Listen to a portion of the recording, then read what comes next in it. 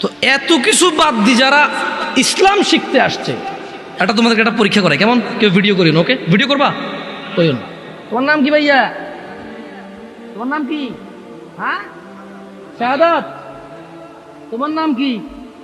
হ্যাঁ, রবিউল। তুমি তো মাইকের প্রায় ওয়াজ মাহফিলে তো যাওয়া হয় না? সত্যি কথা কও, আজকে ঈশা নামাজ পড়ছো? ও প্রতিদিন ওয়াজ শুনে প্রায়।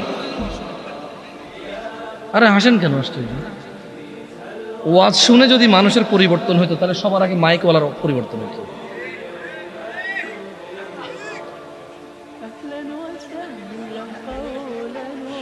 জিজ্ঞে ঠিক কইছি কি নিজে ঠিক নাই?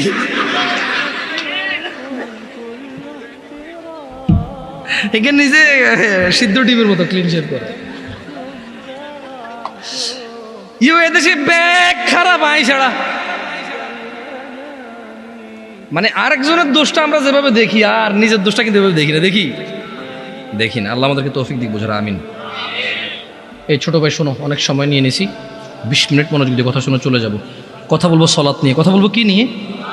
সলাত নিয়ে। আন আবি হুরায়রা রাদিয়াল্লাহু আনহু ক্বাল, একটু মনোযোগ দিয়ে শুনিও, দেখো আমি তোমাদেরকে জিজ্ঞেস করবো।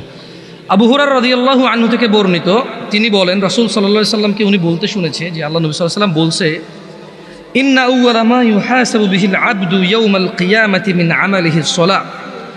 কিয়ামতের দিনে বান্দার সর্বপ্রথম যত কাজ আছে সব কাজের মধ্য থেকে সর্বপ্রথম হিসেব হবে নামাজের। কিয়ামতে বান্দার সবার আগে হিসাব হবে কিসের? নামাজের।